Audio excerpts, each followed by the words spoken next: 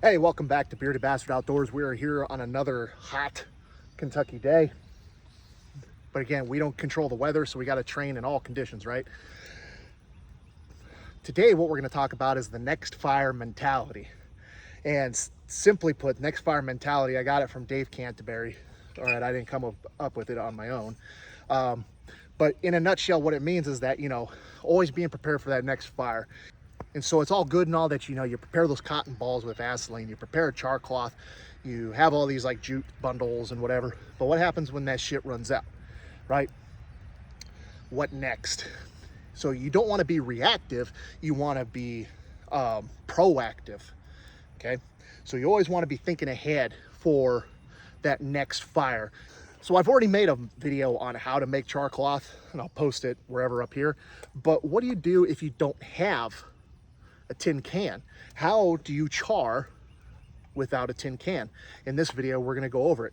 Remember, we can only char something that is natural material. So 100% cotton. I have this bandana that I'm wiping sweat off. I'd hate to sacrifice my bandana, but I can take a chunk of it, cut it up, and have a few bundles to get me to that next fire and maybe beyond. I'm also going to char some punk wood. Punk wood is like decayed wood, but not really. It's it's in the decaying process, but it still maintains a little bit of its integrity. It's kind of flaking off right there, but it's real spongy. We'll char nicely. We're gonna char some of that, and then because I'm curious, I'm gonna char some cattail fluff just because I want to see what happens, if that works or not. So anyway, stay tuned. I'm gonna get this fire going and we'll progress.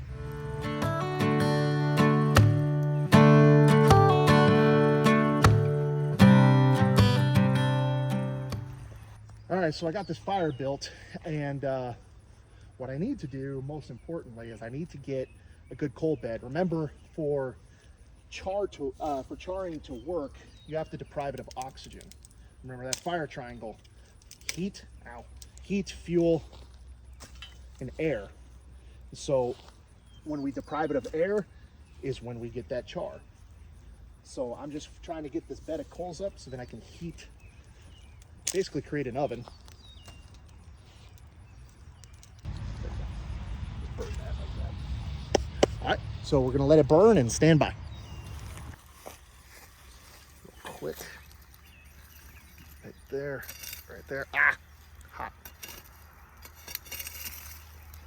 Whew. I'm trying to get these coals out of the way. Yeah.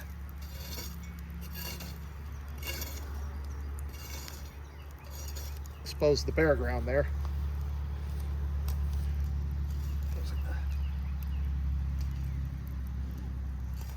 Dig a little bit.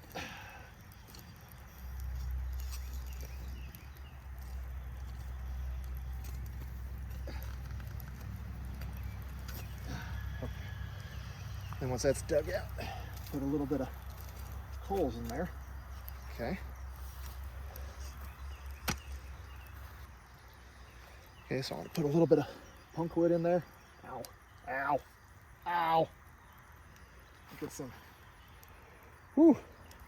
cattail fluff. Woo. Shit.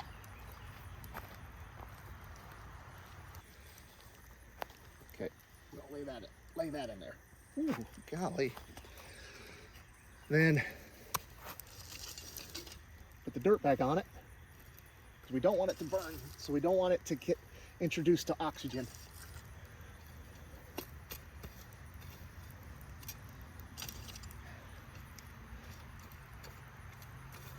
Okay, and then we'll slide the coals back on there in the fire.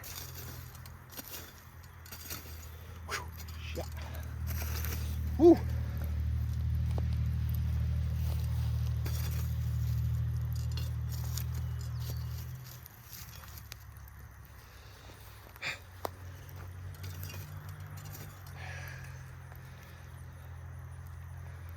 Okay. But if I did that right, it's smothered, so no oxygen is getting introduced to it. So right now it's just smoldering underneath the ground there. So we're just gonna let this burn out until it's cool to the touch.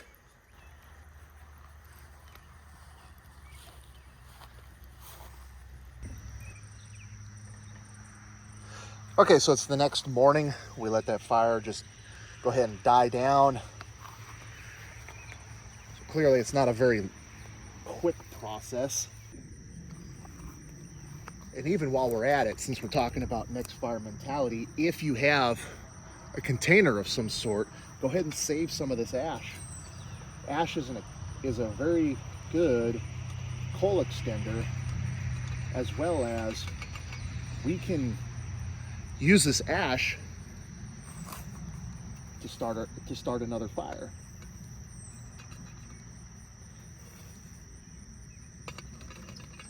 So I'm just going to fill up my jar here. Get all this white ash and put it and just stuff it in there.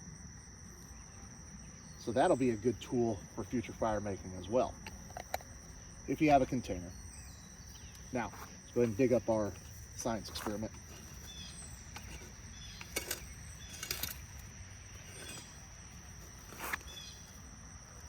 Okay.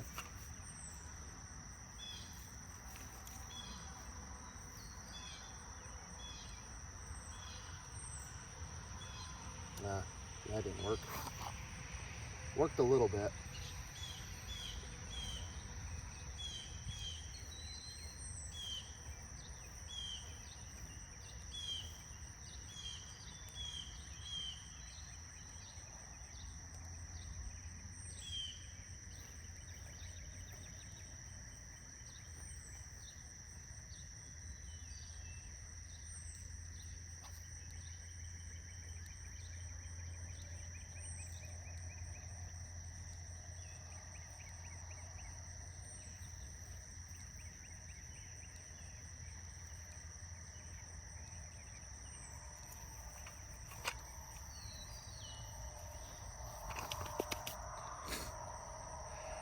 Okay, so not the best results, but if you're out and about and this is what you got, you know, we can make this work. Obviously, we got a lot of brown on here. Some didn't even register it. But we got a lot of brown, but we can take some of the stuff that did get done off of here. I mean, this is in a pinch, you know what I'm saying? Still got some brown on here, but got a lot of black on there that did get charred.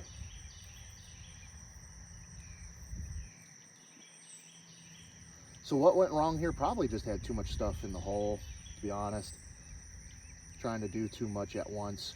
But I mean, we can reuse that for later. We got some of this cotton fluff from the cattail. You know, that'll catch a spark. Take a little bit here and test it out.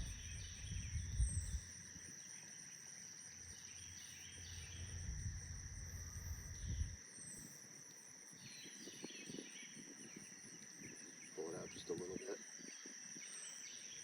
It's still really brown, but it should catch. Yeah, there it goes. So it's caught an ember. Okay. It's got an ember, so it's not perfect, but it'll work. Test a little chunk of our char cloth here. Get that out of the way.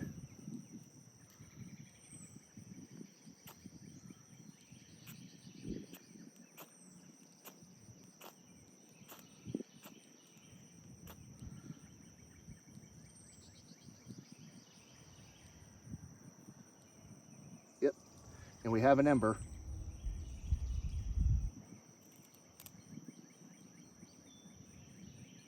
Yeah, so that worked too.